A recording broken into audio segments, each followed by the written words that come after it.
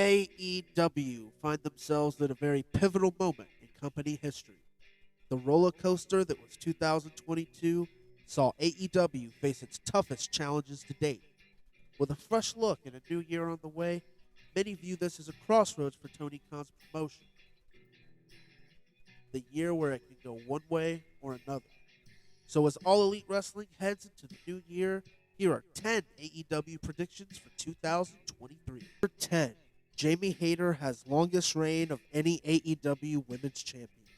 The current longest reign is Hikaru Shida at 372 days, and I believe Jamie surpasses that. The AEW Women's Division has come under major scrutiny since the inception of the company. Many fans have complained about poor storylines and simply failing to put the female talent in the best position to succeed.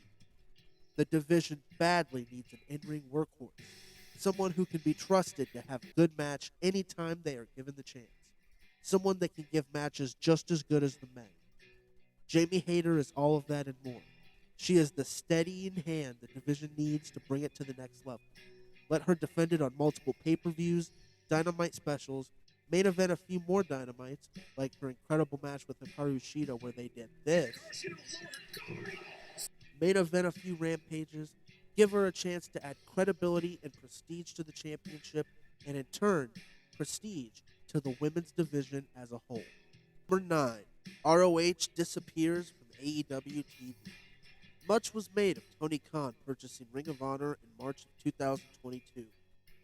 From the announcement itself to the speculated price, many fans didn't know how it would go. It was a feel-good moment when fans saw Claudio win the belt. He fit perfectly with the greats who have held the title before, like CM Punk, Samoa Joe, Bryan Danielson, and more. Then, in a bizarre twist, Chris Jericho beat Claudio for the ROH title. He started a run where he wanted to destroy the legacy of ROH. And in reality, this was done to try to get ROH a TV deal. But after Claudio gained the belt back, the recent announcement of ROH weekly shows being planned relaunch of Honor Club, the monthly subscription for the company that was in place before Tony became the owner, I think we will see a clear split between the two products, besides maybe some crossover matches every now and then. But hey, fingers crossed ROH gets on the right track, because it's a company with rich history, and wrestling would be a better place if ROH is thriving. Number 8. AEW gets a streaming deal.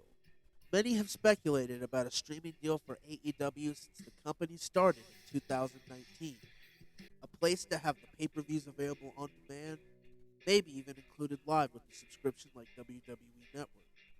Have every episode of Dynamite on demand available after a month-long delay for various cable TV weird reasons. ROH might even be able to factor into this if they change course on Honor. 7. FTR vs. Young Bucks main event of pay-per-view. Perhaps no team had a better 2022 than FTR. From an instant classic series of matches with the Briscoes and Ring of Honor, and who can forget the incredible Young Bucks rematch in April.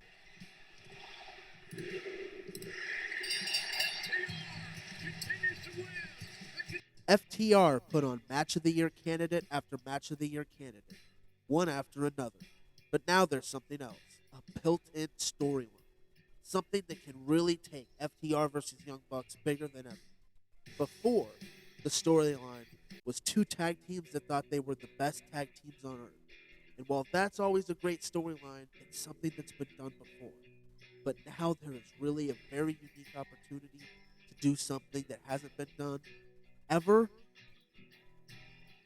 We will get more into that later, though. Trust me, it'll be worth it. Number 6. Double or Nothing runs at Allegiant Stadium.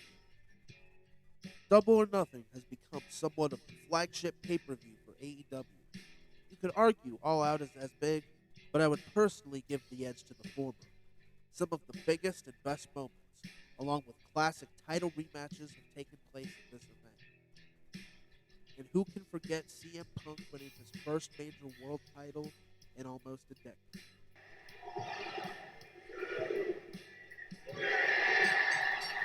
I think they have what it takes to fill up a stadium and run it at Allegiant Stadium, home of the Raiders.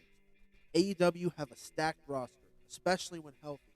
You have the likes of Ricky Starks, MJF, Samoa Joe, Adam Cole, Bryan Danielson, Malachi Black, Eddie Kingston, and more.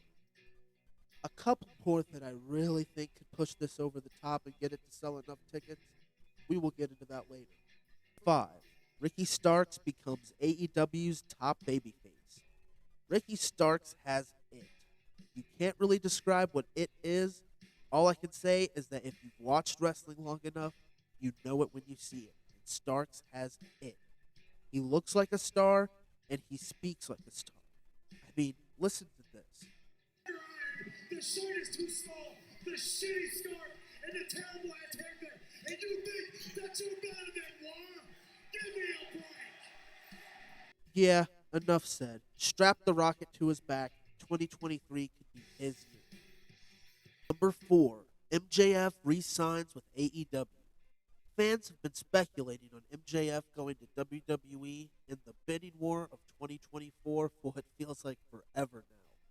With MJF recently winning the AEW Championship and what seems like a potential all-time run being set up, I think Tony realizes what he has and maybe doesn't even let him get to the negotiating table with WWE.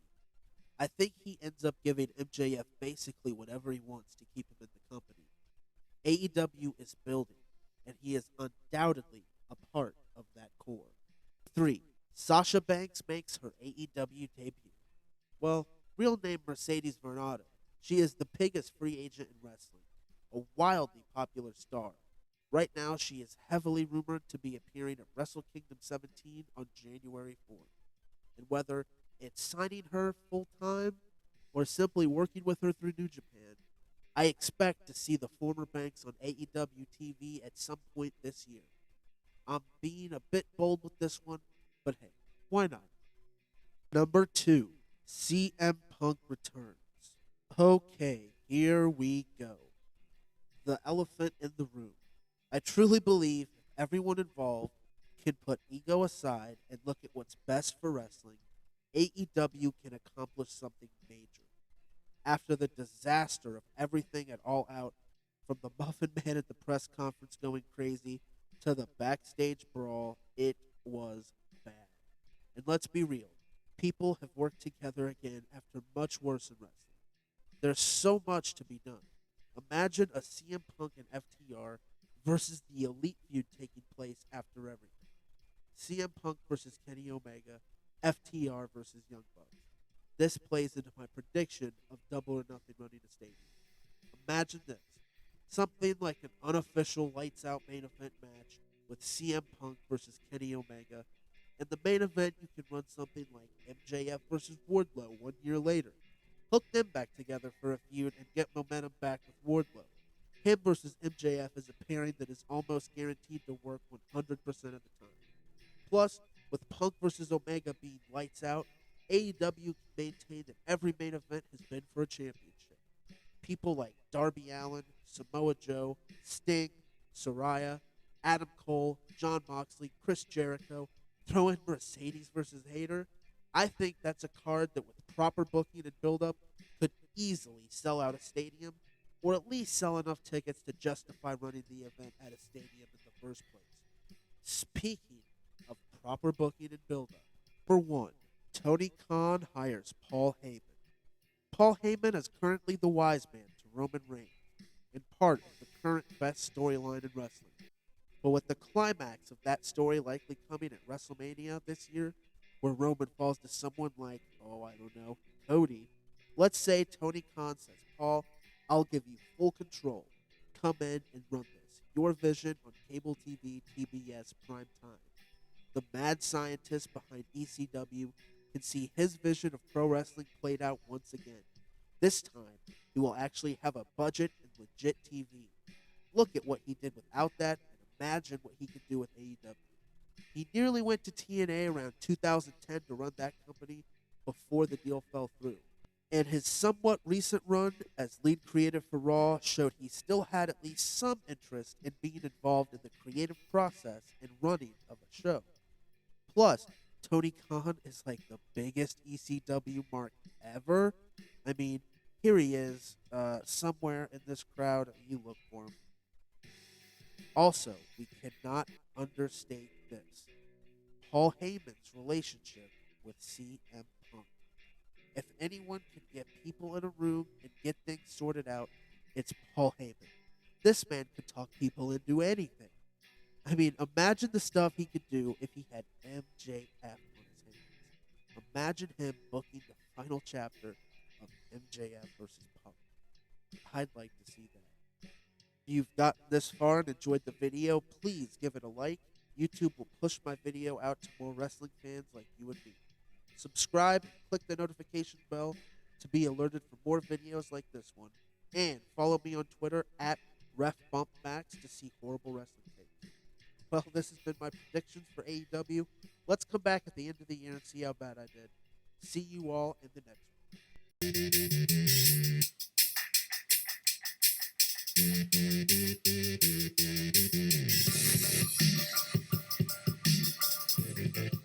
one.